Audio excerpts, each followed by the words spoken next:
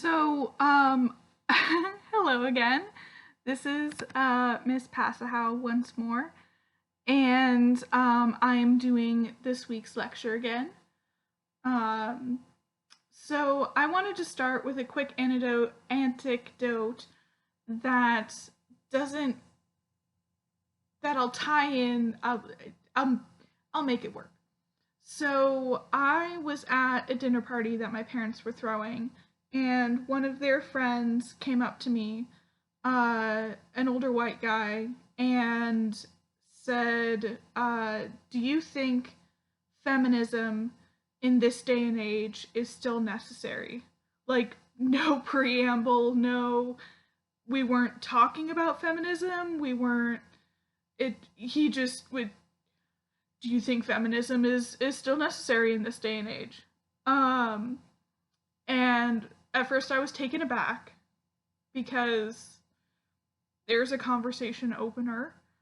And then I was angry, and then I was gonna start a fist fight, and then I realized that that's probably not a good idea to do in the middle of a dinner party. And every single uh reason I could come up with um to say yes, feminism is still necessary in this day and age, he managed to combat with, well, I don't really think that's true. um Women still don't have control of their bodies, well, I don't really think that's true. There's still a massive wage gap, especially among women of minorities, well, I don't really think that's true. He wasn't looking for a conversation. He wasn't looking for a fair argument. He was looking for someone to tell him he was right. And I find that a lot of the same conversation is happening these days with, well, do we really still need queer resistance? And the answer is yes. We super still need queer resistance. Um, just like, we still need feminism a lot, a lot, a lot. Like, both things are very much still things that are necessary. And they're necessary because those questions are still being asked. I was doing some research in order to do this lecture, and I looked up the Oxford English Dictionary definition of resistance. And the second definition is what I was expecting. The act of using force to oppose someone or something, um, or the power not to be affected by something. And they actually use AIDS lowers the body's resistance to infection for that one. But the very first definition is the dislike of or opposition to a plan or idea, i.e., the refusal to obey something. And I thought that was so fascinating, especially in terms of this class. Um, I just think, the refusal to obey something, the dislike of the way things are right now. So to me, that's the most important definition, and that's why it's the first one in the Oxford English Dictionary, I guess. But to me, that's the most important definition for this class, is the refusal to obey something, and the dislike of the status quo, the dislike of the way things are, the dislike of the way queer people are being treated. And so I think that is super important for queer rhetorics in crisis. Because part of what we're doing with this class is we're refusing to obey the status quo. We're refusing to let queer rhetorics go into crisis or continue to be in crisis. We're actively attempting to draw them out of crisis by the work that we're doing here.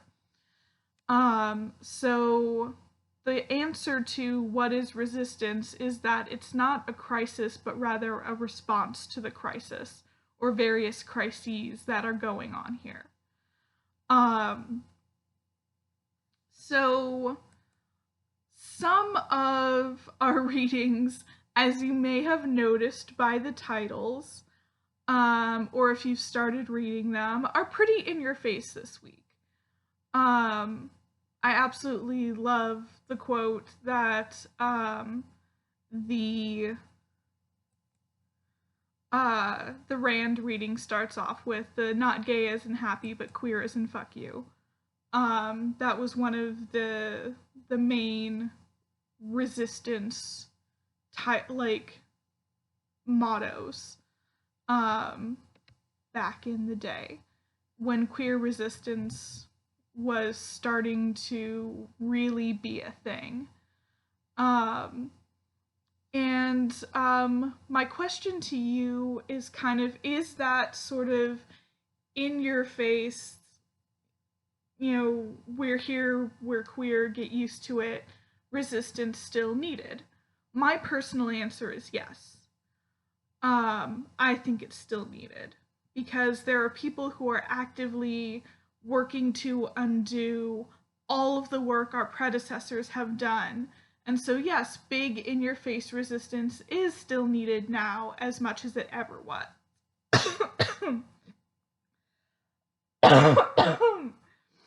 I beg your pardon, my allergies are terrible today. One of our other readings, the Bailey reading, starts off with all of the things he's into sex-wise. Do we really need to know that in order to understand where he's coming from as someone who is resisting something? I would argue yes, personally.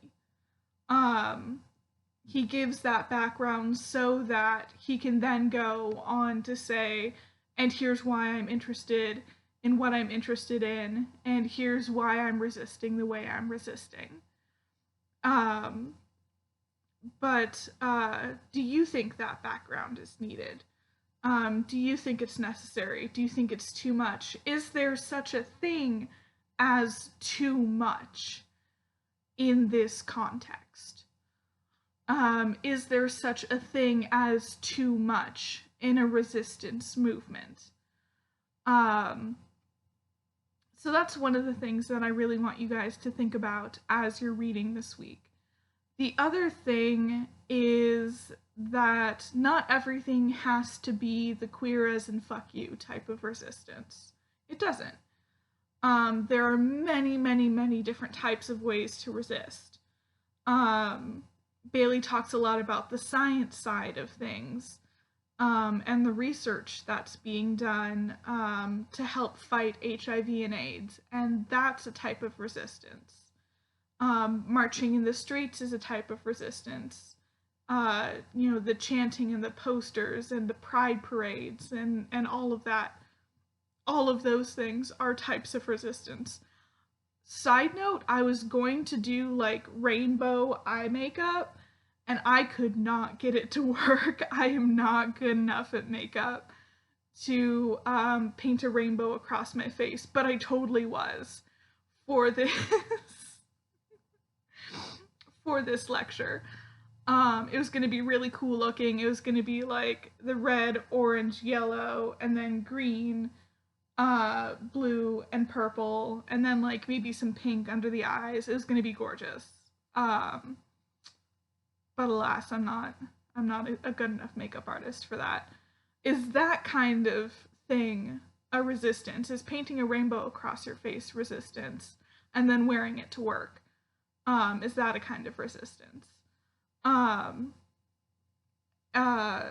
think yes, all of these things are. And I want you to pay close attention to the disidentification essay for this question. And I want you to think, how is this also resistance?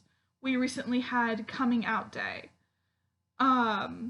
National Coming Out Day. And, where all of the queer identifying people were supposed to be out and proud.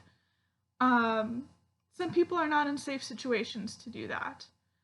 And so I would say that merely existing as queer in a dangerous situation is a type of resistance as well, even if you have to disidentify yourself. This is getting a little bit long, it's getting a little bit rambly, but I am passionate about this subject. So the two main things I want you to think about this week during our readings are what does queer resistance look like? What does it act like? What does it feel like? And to know that there's no one right answer to that.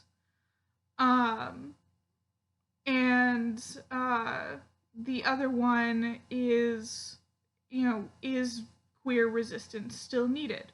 What kind of queer resistance is still needed?